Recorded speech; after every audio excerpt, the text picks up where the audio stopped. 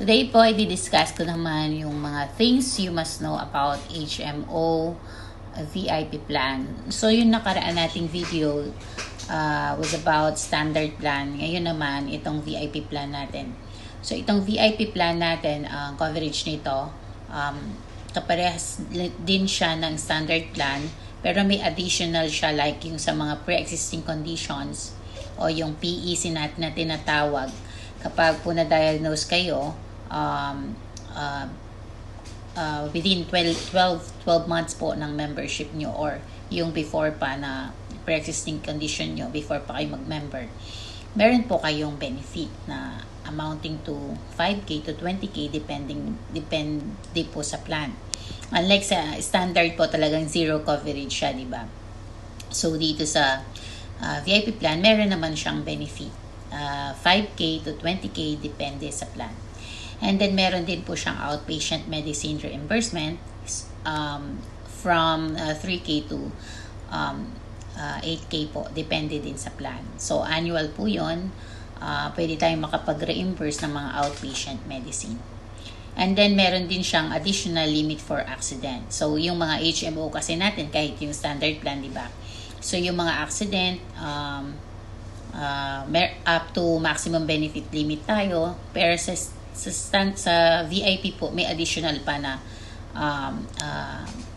coverage para sa accident. So for example, yun sa VIP 1 natin, ang maximum benefit limit natin na kasi is 200,000 po, no? Ngayon, meron pa siyang additional na 50,000 para sa coverage po sa accident. So, and then sa ordinary illness, it's covered up to maximum benefit limit or MBL depending on the chosen plan. It's VIP is from 200K to 500K po per illness. So mas mataas ito, no? Kasi yung standard natin from 50K to 120K per illness. Ito namang VIP natin 200,000 to 500,000 per illness per member ang coverage kapag po ang diagnosis is ordinary illness.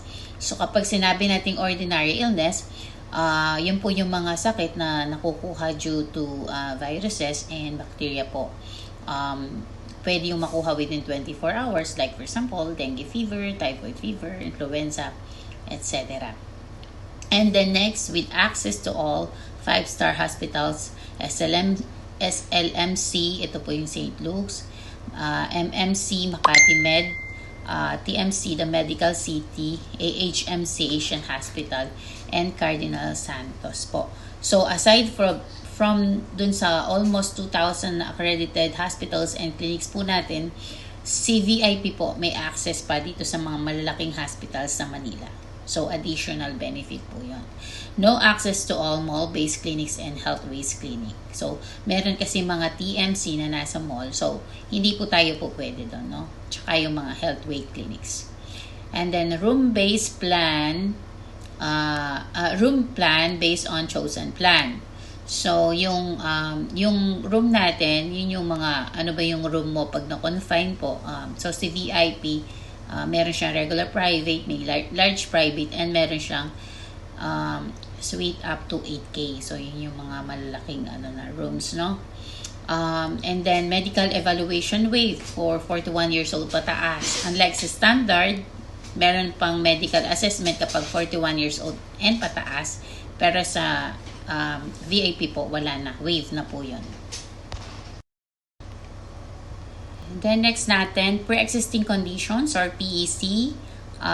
Sa first year, covered from 5K to 20K, depende sa plan. So, halimbawa po, may PEC na kayo, halimbawa, hypertension, nag-member po kayo. So, sa first year, may coverage po kayo from 5K to 20K, depende sa plan na pipiliin nyo. So, before kayo mag-member, kung hindi nyo pa alam na may PEC kayo and then na-discover siya within 12 months ng membership nyo, no? Doon pa lang siya nag-manifest. Kasi ganyan po yung mga PEC. May mga asymptomatic and then they manifest over time. Pag nag-manifest siya, within 12 months po ng membership nyo, matatag pa rin siya as PEC. So, ang benefit lang po natin is papatak doon sa limit na 5K to 20K.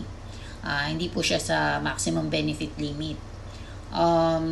So, paano po ito na nakikita? Yung mga doctors na po yung nakaka-diagnose niya na nagtatag kung pre-existing condition siya o hindi. Ngayon, halimbawa, hindi po kayo na-diagnose ng PEC. For example, hypertension, hindi ako na-diagnose ng PEC sa unang taon at before pa ng membership ko, wala naman ako. And then, nag-renew po ako. And then, doon po ako nagka-hypertension. Basta bagong PEC siya sa renewal, sa second year, mako-cover na po siya up to MBL. Ang MBL, maximum benefit limit. So, kung 200,000 yan per illness, mako-cover na siya up to 200,000. As long as new PEC siya doon sa second year. No? Pero po, kung may diagnosis na siya before, na-diagnose ka ng hypertension sa first year pa lang, kung ano yung limit mo, for example, 5K yung limit mo nung nakaraan and then nag-renew ka with the same plan, 5K uli po yung magiging limit mo doon sa second year. Ganun po siya. Tandaan natin, yung pong mako-cover lang na up to maximum benefit limit ng mga PEC illnesses ay yung mga newly acquired PEC sa second year po. Pag may diagnosis na before, limit na lang po. Kung depende po dun sa plan ninyo. Doon sa standard po, di ba sa unang taon wala siya. Then, pag sa second year po, nag-renew and then may mga new PEC ganun din po up to maximum benefit limit na rin po siya. Pero halimbawa, na-diagnose na nung unang taon, halimbawa hypertension. So, sa first year, wala po siyang coverage, no? Zero benefits. Sa second year, pag nag-renew siya, dun sa hypertension na yun, may 5K naman siya. Sa mga experience ko po sa mga client ko, tinatanong nila, paano po yun? Kasama po ba yung outpatient dun sa 5K, laboratories, hospitals, or take 5K sila? Yung cover ni Medicare regarding dun sa illness na yun, for example, hypertension. So, nag-cover siya ng consultations fee, laboratories, and then, kung may confinement pa yan, basta yung total nun na parang binayad na ni Medicare sa hospitals, no? Yung na-consume na ni Medicare, no? Para dun sa certain PEC na illness na yon, dapat ang total nun kung magkano yung plan mo. Kung 5K yung limit mo, hanggang dun lang. So, kapag nag-excess ka na, ikaw na po yung magbabayad nun. Ngayon, ano naman po itong mga PEC na to? Ang mga PEC, pre-existing conditions, dun sa meaning niya, a disease that is asymptomatic in nature and manifest over time. So, ang mga example nito, yung hypertension, goiter, cataract, mga asthma, tuberculosis, prostate disorder, gallstone, hemorrhoids, migraine, etc. So, yung iba pang wala sa list, na po magde-determine yan. Unang-una, yung physician or doctor na tumitingin po sa inyo na accredited ni Medicare. And then, pag sa approval, meron din po kaming mga doctors dun sa approval na sila po talaga yung nagpa-finalize kung ano ba yan, PEC ba yun or not, no? Kasi ang Medicare po managed by doctors po, no? So yung pag wala dun sa list, sila na po yung magde-determine yan kung pre-existing conditions ba yan o hindi. Kasi minsan yung ibang client dahil hindi nila alam and then lumitaw, during their membership sa unang taon, akala nila hindi magpo-fall ng pre-existing conditions kasi daw nung nag-member sila wala naman. Hindi po ganun yon. Nag-member kayo, kaya nasasabi niyo pong wala naman kasi maaring hindi pa kayo nagpa-check up, di ba? Tapos nung nagka-HMO po kayo, doon pa lang kayo nagpa-check up, laboratories, and then doon nakita. So nag-i-exist na po yun sa katawan nyo, hindi nyo lang po alam. No? So ang mga doctors na po, kasi sila yung nasa medical world, sila po yung nagde-determine yan kung pre-existing conditions ba yan.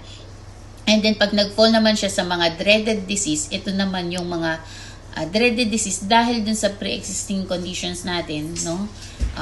Yung mga na-ICU na dahil sa pre-existing conditions natin, no? Doon pa rin po siya sa limit, no? Doon pa rin, ang susundin pa rin kung magkano yung limit mo po para sa PEC, no? Kaya po yung sa unang taon talaga medyo strict po tayo sa mga pre-existing conditions. Kaya kung mapapansin nyo po, yung mga insurance providers po, they encourage people to enroll now while they are healthy, tapos while they are bata pa, no? Kasi normally yung mga may mga ganyan na high cholesterol, hypertension, yan yung mga 41 pataas na po, no? Though meron din naman na mas bata na nagkakaroon, pero mostly sa pag-aaral, kaya nga nagkakaroon ng medical assessment sa standard sa mga 41 years old pataas kasi doon nag-uumpisa madalas yung hypertension, diabetes, cholesterol, ganun po, no? Ngayon, sa mga laboratories naman, halimbawa, mayroon na po kayong hypertension and then yung ano nyo po, yung intention nyo po kaya kayo kumuha ng HMO is para makalibre or malaking discount po sa mga maintenance nyo sa laboratories every 3 months, ay sinasuggest po namin na hindi po ito yung HMO na para sa inyo. I mean, this HMO, maximize nyo yung benefit nyo sa mga ordinary illness, pero sa mga pre-existing conditions, limit lamang po tayo.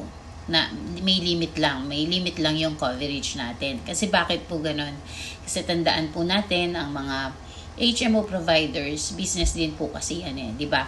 Kasi kung halimbawa po i-cover ka nila, for example, malaking coverage mo, may pre-existing conditions ka na, nagme-maintenance ka ng laboratories, tapos i-accept ka pa nila, no? 'Di ba? Malaking kawalan sa kanila 'yon, 'di ba? Parang una pa lang lugi na sila. Kaya sila nagkakaroon ng contestability period sa isang taon. Sa second year na, pag doon na nagsimula yung pre-existing conditions, doon na nila i-cover, no? Ganun po. Business po kasi yan Yung next po natin, sabi dito, please note that there are special laboratories that covered only up to 5K and 20K subject to PEC. So, dun sa Memorandum of Agreement natin or yung MOA natin, which is yung agreement nyo, health program agreement nyo kay Medicard, makikita nyo po dun per line kung magkano po yung inyo pong coverage sa mga special laboratories, no? Halimbawa, ang diagnosis po is sabihin na natin hindi PEC, no? Pero kailangan mo magpa-CT scan, magpa-MRI. So, yung CT scan po, meron siyang inner limit na up to 5K. Yung MRI up to 5K. So, regardless kung ordinary illness siya, tapos kailangan nyo pong gawin yung, for example, na special laboratories na yun, no? Meron po tayong inner limit sa mga ganon. Pero halimbawa, ang coverage mo dun sa special laboratories is up to 20K, pero ang diagnosis mo naman is pre-existing conditions, so susundin pa rin yung, for example, 5K lang yung limit mo. Kasi hindi mo makukuha. Hindi ko cover ni Medicard yung up to 20K na nandun sa inner limits mo. So, depende po yan sa diagnosis po. No? Tapos, kung dun sa mga age na 18 to 60, iba po yung mga premiums nila sa mga age na 61 to 65, no? And then, hanggang 65 years old, pwede tayong mag-enroll as long as yung date of birth, year of birth nila, hindi hanggang 1960 po. Pag 1959 na sila ipinanganak, hindi na po pwede dito po sa ating mga full HMO. Kung may tanong pa po kayo, message nyo lang po kami at explain po namin. And then, kung ready na kayo mag-enroll, just reach out po sa number namin or kaya naman po sa Viber namin or sa FB message. Mag-usap po tayo. We can also set a video call para ma-explain po ng further ang mga benefits. Thank you!